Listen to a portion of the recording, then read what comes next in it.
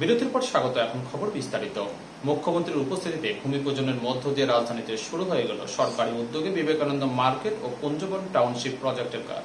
মানুষের জন্য মানুষের স্বার্থে সঠিক পরিকল্পনা নিয়ে উন্নয়নের পথে নেমেছে রাজ্য সরকার। এক কথায় রাজ্যে শুরু হয়ে গেছে উন্নয়ন উৎসব। সরকারি উদ্যোগে একদিকে যেমন বহুতল ফ্ল্যাট বাড়ি তৈরি হবে, ঠিক তেমনিভাবে উত্তর পূর্বাঞ্চলের মধ্যে একমাত্র ত্রিপুরা রাজধানী আগরতলায় প্রধানমন্ত্রী নরেন্দ্র মোদীর প্রিয় শহর হিসেবে স্বীকৃতি পেতে চলেছে।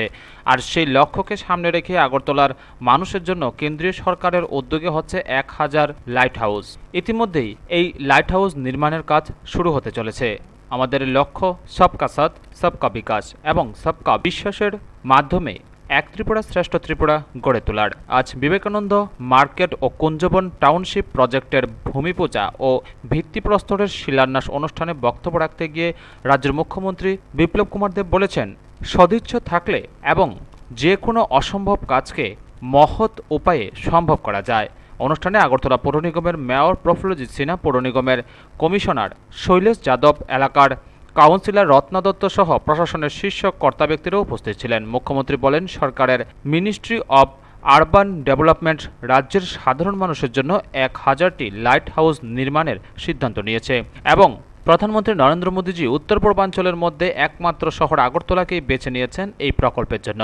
ত্রিপুরা জনগণের বহুদিনের স্বপ্ন ছিল নিজেদের থাকার জন্য একটি আধুনিক ফ্ল্যাট। এখন সেই স্বপ্ন পূরণ হতে চলেছে। 2022 সালের ডিসেম্বর মাসের মধ্যে আগরতলা শহরের বিভিন্ন জায়গায় 3টি টাওয়ার তৈরি করা হবে, যেখানে থাকবে 48টি ফ্ল্যাটও।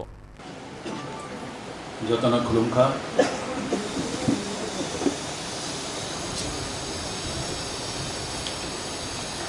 টুডার যারা আয়োজিত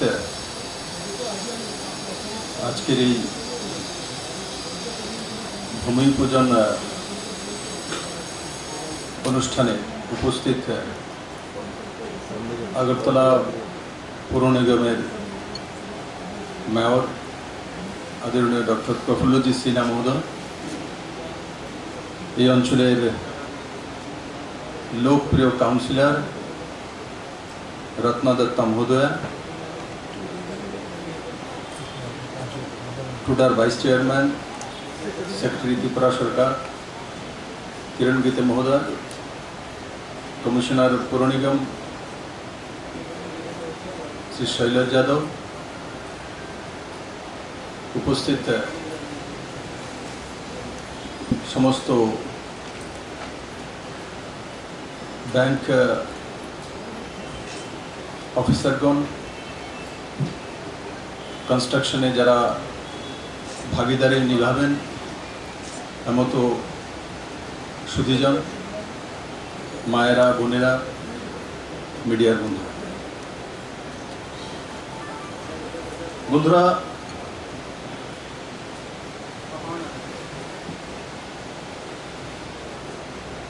আমরা দিল্লি, কলকাতা, মুম্বাই, ব্যাঙ্গালোর, পুনে, এমনকি ভারতবর্ষের অনেক ছোট ছোট শহরও আছে, সেগুলোর মধ্যে আরবান প্ল্যানিং বডি রয়েছে, আলাদা অথরিটি রয়েছে। কিন্তু দীর্ঘদিন যাবৎ ত্রিপুরা রাজ্যে এই আরবান ডেভেলপমেন্ট প্ল্যানিং অথরিটি ছিল না।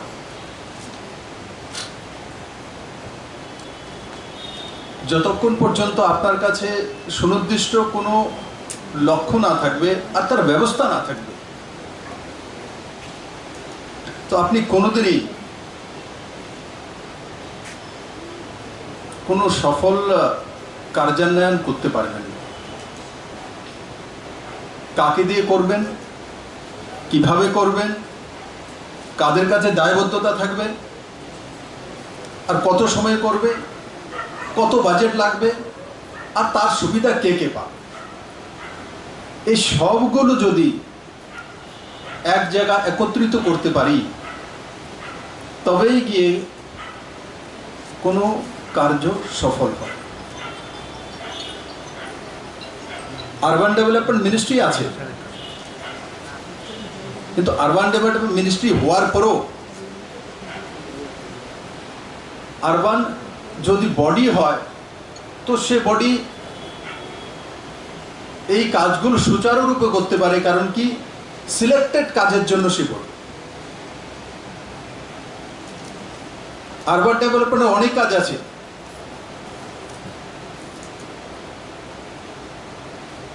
ড্রেন পরিষ্কার করতে হবে, পৌর নিগমের মাধ্যমে তৈরি করতে হবে, ইলেকট্রিফিকেশন করতে হবে, টুওয়েভের কাজ দিতে হবে, অন্যান্য ব্যবস্থা দেখতে হবে, রাস্তাঘাট দেখতে হবে, লাইট দেখতে হবে।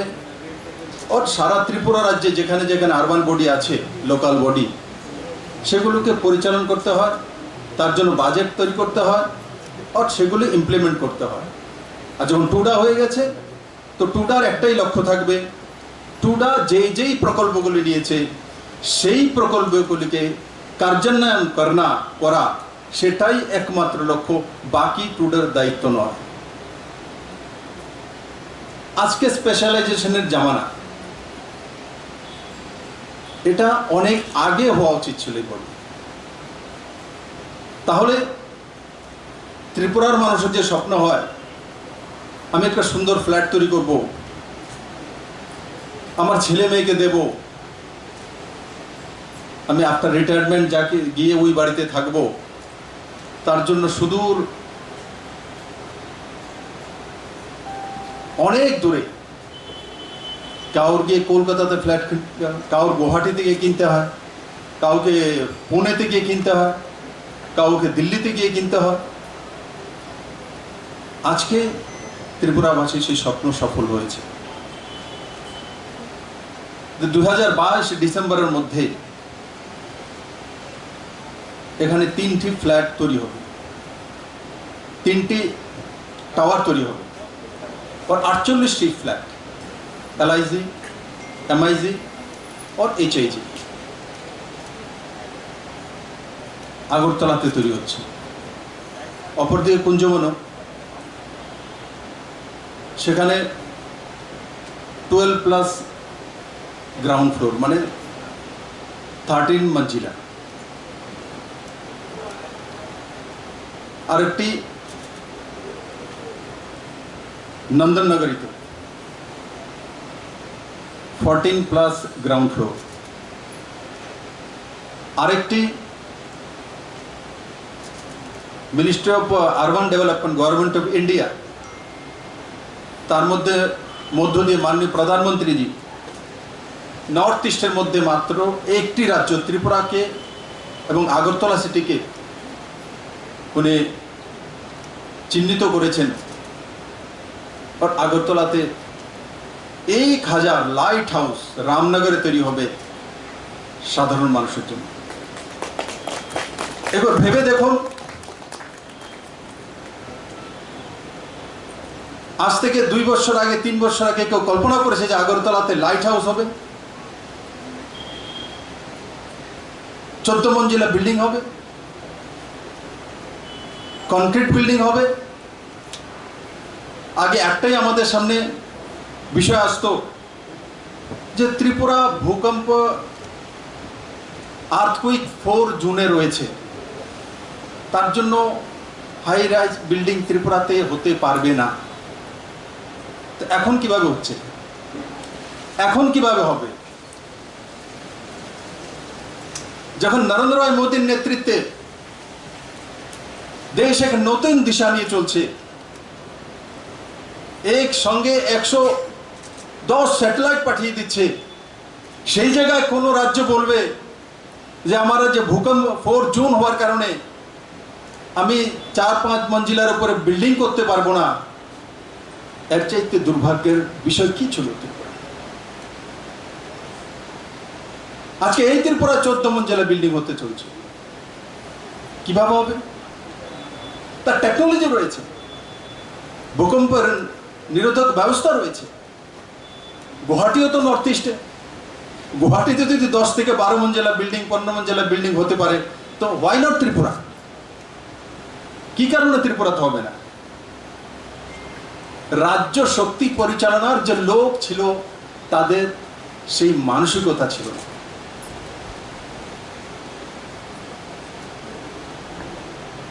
বড় মাত্রা ত্রিপুরা রাজ্যের পয়সা অন্য রাজ্যে চলে যেত। সারা জীবন পরিশ্রম করেছে, ইনকাম করেছে, একটা সুন্দর ফ্ল্যাটে থাকতে চায়, তো সারা জীবন যে ইনকাম করেছে 1 কোটি টাকা দিয়ে গিয়ে কলকাতাতে একটা ফ্ল্যাট লাগিয়ে দিল। পয়সা কোথায় গেল? ওয়েস্ট বেঙ্গল গভর্নমেন্টের কাছে। আজকে ত্রিপুরার পয়সা ত্রিপুরাতেই থাকবে, ত্রিপুরাতে ইনভেস্ট করব, আমার নিজের রাজ্যে থাকবো, আমার সুন্দরী আগরতলাতে থাকবো, আমার জায়গাতে আমি থাকবো। এই আকাশ বাতাসে আমরা বড় হয়েছি, এই মাটি আমাদের জন্মভূমি। প্রত্যেক ব্যক্তির ইচ্ছা হয় আমি যেখানে জন্মেছি সেখানেই যাতে আমি থাকতে পারি। দুনিয়ার প্রত্যেক ব্যক্তি, আগরতলার মানুষের কি ইচ্ছা হতো না যে আগরতলাতে ফ্ল্যাট হোক? রত্না দত্ত তো বলছিল, বলে 11 বছর যাবৎ আমার স্বপ্ন ছিল এই জায়গাটা ডেভেলপ করার জন্য। আজকে আমি অনেক খুশি যে আমি এই কাজটা করাতে পেরেছি আমার এরিয়ার মধ্যে।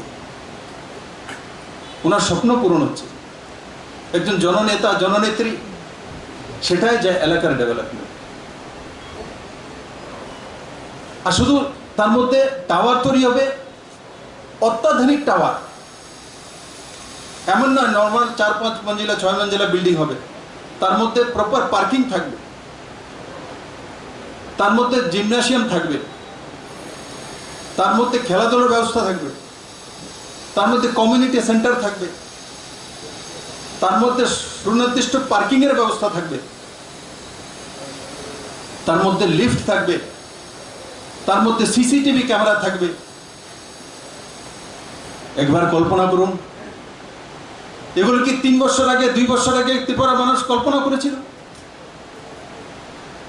এই ফ্ল্যাট দেখার জন্য আমরা হয়তোবা বড় শহরে গেলে আত্মীয় স্বজন পরিজন তাদের বাড়িতে গিয়ে দেখি তোমার ফ্ল্যাটটা কত সুন্দর, কত সুন্দর বাথরুম, কত সুন্দর ড্রয়িং রুম, লিফট কত সুন্দর, হ্যাঁ, তার মধ্যে কমিউনিটি সেন্টার, তার মধ্যেই পার্কিং, তার মধ্যেই খেলাধুলার ব্যবস্থা, তার মধ্যেই অন্যান্য সব ব্যবস্থা রয়েছে অত্যাধুনিক। আজকে ত্রিপুরাতে আমরা সেটা করতে সক্ষম হয়েছি। ব্যুরো রিপোর্ট, খবর ত্রিপুরা। হৃদরোগে আক্রান্ত হয়ে প্রয়াত হলেন রাজ্যের এক তরুণ চিত্র সাংবাদিক অভিজিৎ রাহা। শোকের ছায়া সংবাদ মহলে। বাংলাদেশের রাম ঠাকুর মন্দির আর দেখা হলো না তরুণ সাংবাদিক অভিজিৎ রাহার। বড় আশা করে 1 সপ্তাহ আগে প্রেস ক্লাবে সহকর্মীদের বলেছিলেন পাসপোর্ট বের করেছি, এবার জয়রাম ধামে যাব, কিন্তু তার আর রাম ঠাকুরের মন্দির দেখা হলো না। হৃদরোগে আক্রান্ত হয়ে চিত্র সাংবাদিক অভিজিৎ রাহা ঠাঁই নিয়েছেন রাম ঠাকুরের রাতুল চরণে। বৃহস্পতিবার দুপুর 12:30 নাগাদ শ্যামলীবাজারের বাড়িতে গিয়ে স্নান করে ভাত খাওয়ার পরই হৃদরোগে আক্রান্ত হয় অভিজিৎ। তাকে সঙ্গে সঙ্গে আইএলএস হাসপাতালে নিয়ে যাওয়া হয়, কিন্তু শেষ রক্ষা হয়নি। হৃদরোগে আক্রান্ত হয়ে অকালে মৃত্যুর কোলে ঢলে পড়লেন চিত্র সাংবাদিক অভিজিৎ রাহা। তার মৃত্যুতে সংবাদ জগতে শোকের ছায়া নেমে এসেছে। আগরতলা প্রেস ক্লাবের সভাপতি সুবল কুমার দে, সম্পাদক প্রণব সরকার সহ বিভিন্ন সাংবাদিক সংগঠনের তরফ থেকে এই তরুণ সাংবাদিকের অকাল প্রয়াণে গভীর শোক ব্যক্ত করা হয়েছে। প্রয়াত সাংবাদিককে শেষ শ্রদ্ধা জানান বিধায়ক সুদীপ রায় বর্মনও। অত্যন্ত স্নেহের এবং প্রিয় সাংবাদিক বন্ধু অভিজিৎ রাহা তার আকস্মিক মৃত্যুতে শুধু সাংবাদিক মহলই নয়, সংবাদপত্রের সাথে কিংবা ইলেকট্রনিক চ্যানেলগুলোর সাথে যারা জড়িত তারাই এই পাড়ার সকলেই বাক্রুদ্ধ এবং শোকাহত। এরকম একটি তরতাজা প্রাণ, হাসি খুশি ছেলে, নম্র ভদ্র, সকলকে ফাঁকি দিয়ে এরকমভাবে চলে যাবে এটা দুঃস্বপ্ন বলে আমরা ভাবতে পারি না। প্রথম যখন খবরটা পাই বিশ্বাসই হচ্ছিল না, কারণ কিছুদিন আগে সে আমার কাছে এসেছিল আমার ইন্টারভিউ নিতে। আমার এলাকারই শ্যামলীবাজারে বসবাস করেও এই ঘটনাটা এখনো মনে হচ্ছে মানে বিশ্বাসযোগ্য না এমন একটা ঘটনা ঘটল। খুব নিরীহ পরিবার, বলা চলে অর্থনৈতিক দিক দিয়ে খুবই পিছিয়ে পড়া পরিবার, সরকারি চাকরিজীবী কেউই নেই। ও সংবাদপত্রের সাথে জড়িত ছিল। ওর এক ভাই একটি স্কুলে, বেসরকারি একটি স্কুলে ক্লারিক্যাল কাজ করে। অনেক স্বপ্ন ছিল ওর, সকালবেলাও বেরিয়েছিল। গতকাল নাকি বিয়ে করবে বলে পাত্রী দেখে এসেছিল, পছন্দ হয়েছিল। সকলকে ফাঁকি দিয়ে চলে যাওয়াটা কোনোভাবে আমরা মেনে নিতে পারছি না। এই বিধি আত্মার প্রতি আমার শ্রদ্ধা, প্রণাম। যেখানেই থাকুক ও ভালো থাকুক, ঈশ্বরের কাছে আমার এই প্রার্থনা। শোকসন্তপ্ত পরিবার, পরিজন, বিশেষ করে যারা ওর সঙ্গে একসঙ্গে কাজ করত, আমার প্রিয় সাংবাদিক বন্ধুরা, সকলের প্রতি আমার সমবেদনা জ্ঞাপন করছি। বিদেহী আত্মার প্রতি আমার শ্রদ্ধা নিবেদন করছি। বিকেলে তার মৃতদেহ আগরতলা প্রেস ক্লাবে নিয়ে আসা হলে তাকে চোখের জলে শেষ শ্রদ্ধা জানান সহকর্মী সহ বহু সাংবাদিকরা। ব্যুরো রিপোর্ট, খবর ত্রিপুরা। স্বাধীনতা দিবসকে সামনে রেখে রাজধানীর আসাম রাইফেলস ময়দানে চলছে মূল অনুষ্ঠানের প্রস্তুতি। সমগ্র বিষয়ে তদারকি করছেন রাজ্য পুলিশের মহানির্দেশক রাজীব সিং। 15 আগস্ট দেশের 74তম স্বাধীনতা দিবস। এই স্বাধীনতা দিবসকে সামনে রেখে ইতিমধ্যে প্রস্তুতির কাজ শুরু হয়ে গেছে। অন্যান্য বছরের ন্যায় এই বছরও রাজ্যের মূল অনুষ্ঠানটি অনুষ্ঠিত হবে রাজধানীর আসাম রাইফেল ময়দানে। তবে এই বছর করোনা ভাইরাসের প্রকোপের কারণে রাজ্যভিত্তিক অনুষ্ঠানের কাটছাঁট করা হয়েছে। এই বছর কুচকাওয়াজ প্রদর্শন করা হবে না। প্যারেড প্রদর্শনের ক্ষেত্রে প্ল্যাটুনের সংখ্যা কমিয়ে নেওয়া হয়েছে।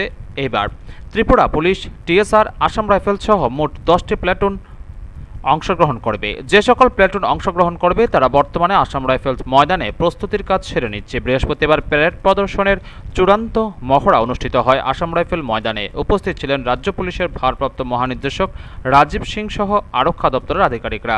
রাজ্য পুলিশের ভারপ্রাপ্ত মহানির্দেশক রাজীব সিং এই দিনের চূড়ান্ত মহড়ায় ভাষণ দিতে গিয়ে বলেন, এবারে প্যারেড একটু ভিন্ন ধরনের। সকলে মুখে মাস্ক লাগিয়ে প্যারেডে অংশগ্রহণ করবে। প্যারেডের মধ্যে একজনের সাথে অপরজনের নির্দিষ্ট দূরত্ব বজায় রাখা হবে। परेड के इस समय आपको आधा घंटा से 50 मिनट तक खड़ा रहना पड़ सकता है। इस चीज को ध्यान में रखिएगा। और जो मैंने आज परेड देखा, क्योंकि ये हमारा इन हाउस है आज तक, तो मैं कुछ बातें आप लोगों को बोलना चाहूंगा जिसको आप लोग ध्यान में रखें। जनरली ड्रेस रिहर्सल परेड जो होता है वो बहुत ही बढ़िया और उम्दा होता है, लेकिन आज मुझे वो शक्ति नहीं दिखी। एक तो उसका कारण जो हो सकता है कि कोरोना वायरस की लड़ाई की वजह से जो इस बार मार्च पास नहीं हो रहा है, जो परेड का सबसे बढ़िया अंग होता है और जिसके लिए बहुत जनता आती है और सब लोग वेट करते हैं, तो मार्च पास नहीं होने से थोड़ा सा परेड का जो सुंदरता है वो नहीं है। बट मार्च पास सिर्फ एक अंग है, एक पार्ट है परेड का। परेड फिर भी हो रही है। इस चीज को सारे फोर्स वाले लोग याद रखें। परेड में डिसिप्लिन अभी भी उतना ही जरूरत है, अभी भी ड्रेसिंग का उतना ही महत्व है, अभी भी टैक्सी का उतना ही महत्व है। और आपको उस मार्च पास्ट का जो मेकअप है, आपको मेकअप करना है। इसी में जो आपको इसी दौरान में आपको ड्रेसिंग, आपको सलामी जो देना है, आपका समीक्षा करना जो है, इससे ही आपको वो शक्ति से दिखानी है। तो मैंने आज देखा कि वो शक्ति परेड कमांडर से लेके जवान तक इसको लाइटली ले रहे थे। परेड कमांडर को मैंने बताया भी है कि जब वो मंच की ओर आती हैं तो उनको और शक्ति होना चाहिए।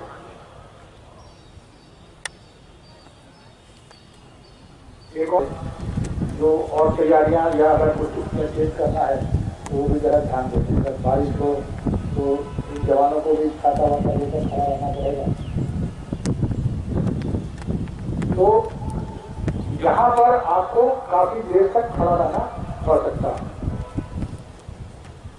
और इस चीज को और जरा ध्यान रखें। आज जो इंस्पेक्टर की गाड़ी थी वो भी मतलब अपने रास्ते से थोड़ा दाएं होगी थी, जहाँ भी ड्राइवर साहबान हो उसको ध्यान दें। खासकर राइट साइड में जाने के बाद वो बहुत ही ज्यादा क्राउड की तरफ चले गए थे।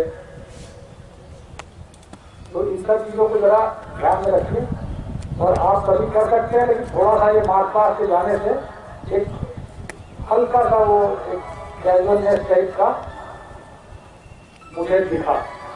तो इस चीज को जरा आपको आप सभी कर सकते हैं, अच्छा करते हैं, लेकिन ये कैजुअलनेस की वजह से ये सारा इंडिपेंडेंस डे का जो फाइनल परेड है वो उसमें कोई रंग में टीका ना हो, ये मैं उम्मीद करता हूँ।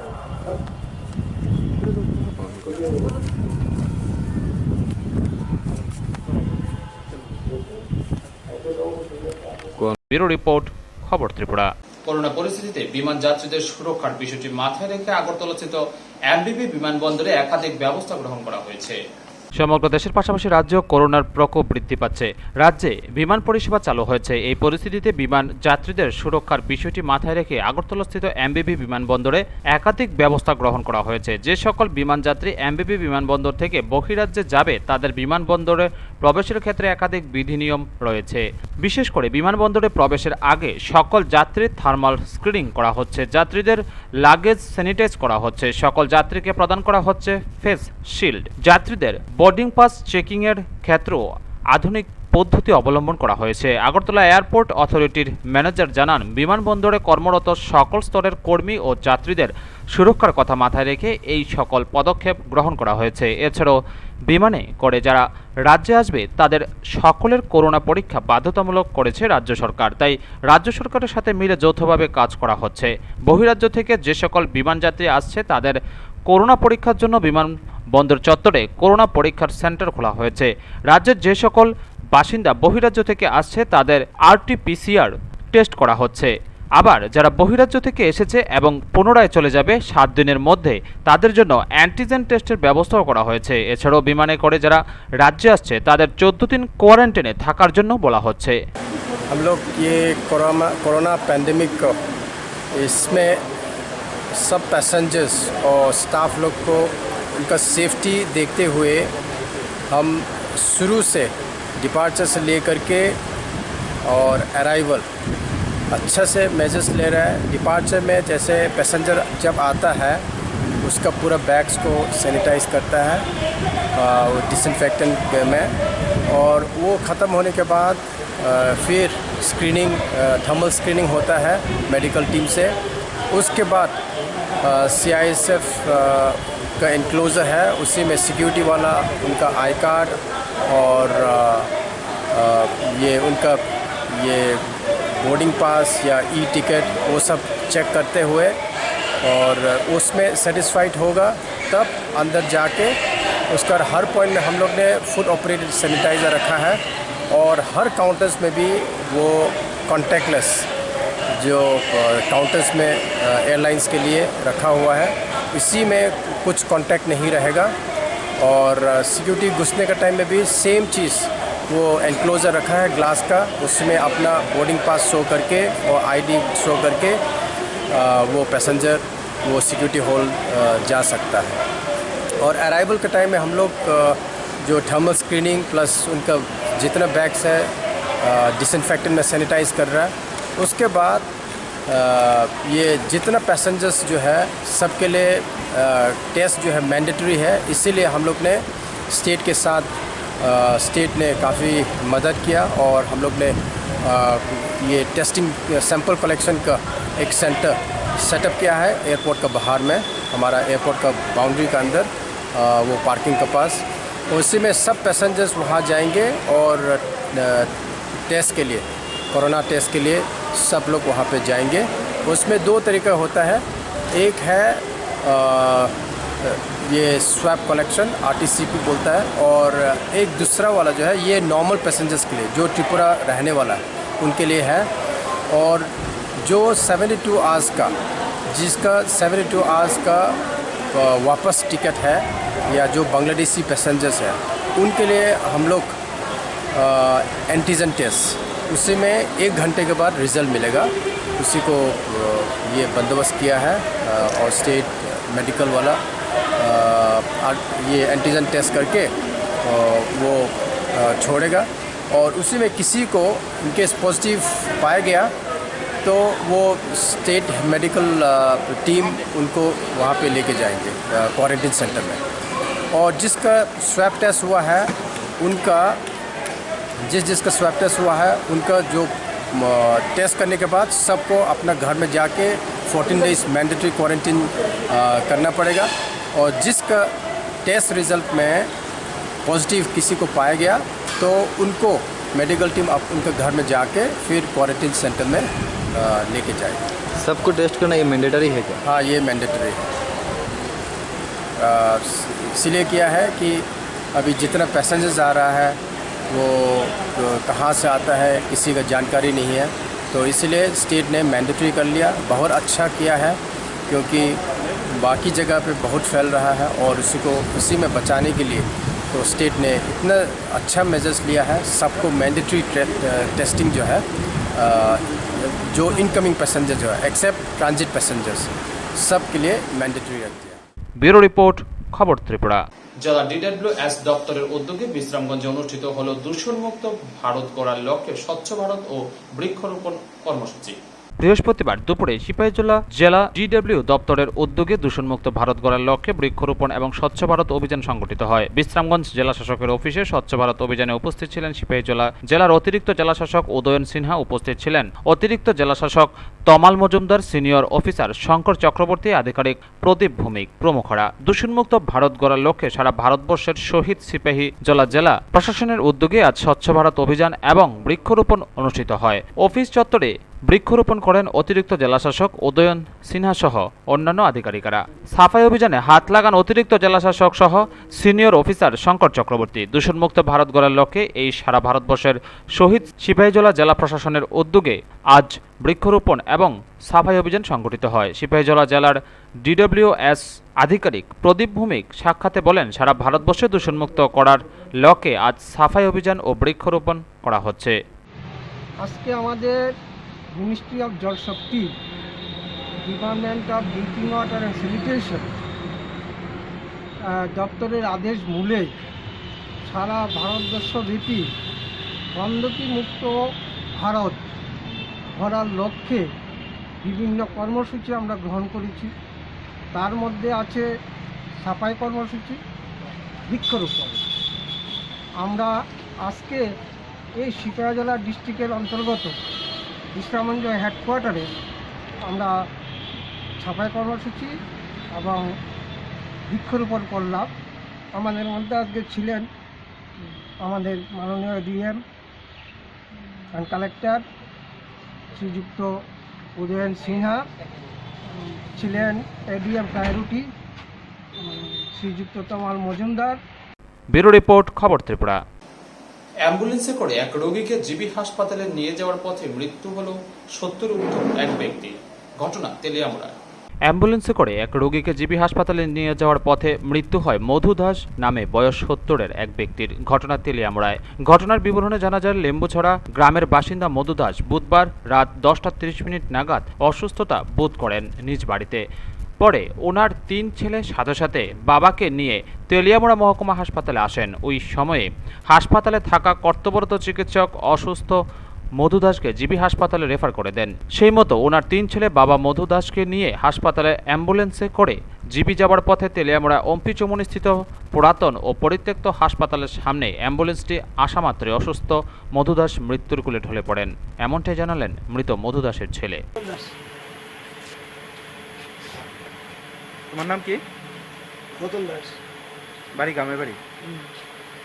বয়স কেমন? বাবা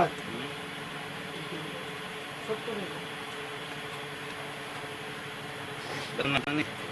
না স্যার এটা আইডিয়া নেই দাদুর না? তারপর নাম যায় গুরু বধু বধু বডু।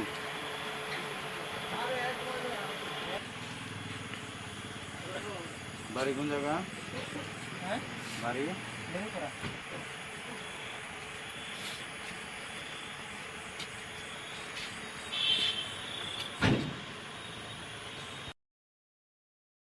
ব্যুরো রিপোর্ট, খবর ত্রিপুরা।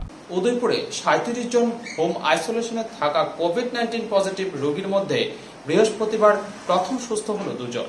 উদয়পুরে 37 জন হোম আইসোলেশনে থাকা কোভিড-19 পজিটিভ রোগীর মধ্যে আজ বৃহস্পতিবার প্রথম সুস্থ হলেন 2 জন। দুজনেই 12 বছর এবং 13 বছরের শিশু। গোমতী জেলার স্বাস্থ্য দপ্তর থেকে আজ তাদের ছাড়পত্র দেওয়া হয়। গতকাল অ্যান্টিজেন টেস্টের মাধ্যমে তাদের রিপোর্ট নেগেটিভ আসে। 14 দিন হোম আইসোলেশনে থাকার পর রিপোর্ট নেগেটিভ আসায় স্বাস্থ্য দপ্তর আজ তাদের ছাড়পত্র দেয়। এই প্রথম যে হোম কোয়ারেন্টে যারা পজিটিভ পেশেন্ট যারা হোম আইসোলেশন করে আমরা রাখছি বাড়িতে রাখার সেই প্রথম আজকে রেস্টুরেন্ট আমরা রিলিজ করতে যেতেছি। এই দুইটা বাচ্চা, একজন আকাঙ্ক্ষা, একজন রাজদীপ, যে খুব সুন্দর, তারা কথাও সুন্দরভাবে মানছে বাচ্চা দুইটা, এবং দুজনের বয়সই মাত্র 12 বছর 13 বছর।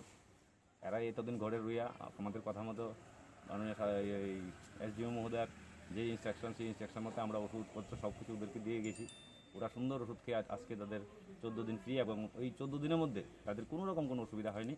আমরা ডেইলি তাদের কাছে ফোন করে করে যোগাযোগ করতাম, আসতাম, বাড়ির বাইরের থেকে দেখেও গেছি যে বাচ্চাগুলো খুব সুন্দরভাবে তারা মানে আমরা কথা মতো মেনে আজকে তারা একদম ফ্রি হয়ে গেল। এইটার সার্টিফিকেটে আমরা এখন তাদের হাতে তুলে দিচ্ছি। উদয়পুরে সাব ডিভিশনে প্রথম আমরা হোম আইসোলেশন থেকে প্রথম রোগী বের করলাম আজকে। ব্যুরো রিপোর্ট, খবর ত্রিপুরা। একদিকে করোনা মহামারী আর অন্যদিকে বন্য পশুর তাণ্ডব। এক সংকটময় পরিস্থিতিতে দিন কাটাচ্ছে 29 কৃষ্ণপুর বিধানসভা এলাকার জুমিয়ারা। প্রত্যন্ত এলাকার উপজাতিদের দ্বারা পাহাড়ের টিলাভূমিকে ব্যবহার করে জুম চাষ প্রথা, এটা উপজাতিদের পরম্পরা হিসাবে চলে আসছে। টিলাভূমিতে জুম চাষের সবুজ বনানীর দৃশ্য এবং জুমিয়াদের খাদ্যের সংস্থান করতে হয় এই জুম চাষের মধ্য দিয়ে। রাজ্যের বর্তমানে করোনা ভাইরাসের কারণে আনলক মেসার্জ 2 চলছে।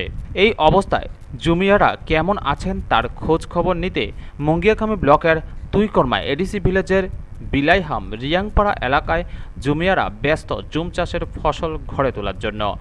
এমনই চিত্র প্রত্যক্ষ করা গেল। যদিও এই এলাকাটি 29 কৃষ্ণপুর বিধানসভার অন্তর্গত। এলাকার বিধায়ক তথা চিকিৎসক অতুল দেববর্মা দরিদ্র জুমিয়া পরিবারগুলির আর্থসামাজিক মান উন্নয়নের জন্য কাজ করে চলেছেন। উল্লেখ্য, বিলাইহাম রিয়াংপাড়াতে প্রায় 180টি জুমিয়া পরিবারের বসবাস। জুম চাষের মাধ্যমে এবং রাজ্য সরকারের সহায়তার মাধ্যমে অন্যের সংস্থান করে তারা জুমের কৃষিজ ফসল ঘরে তুললেও বাজারমুখী করতে পারছেন না লকডাউন এবং আনলক মেসার্জ 2 এর জন্য। এদিকে এক জুমিয়া চাষি জানান, করোনা অতিমারির কারণে তারা এবার ক্ষতিগ্রস্তের শিকার। একদিকে করোনা ভাইরাস এবং অন্যদিকে বন্য পশুর দ্বারা জুমের ফসল নষ্ট, ফলে তারা এক সংকটময় পরিস্থিতির মধ্যে থাকতে হচ্ছে।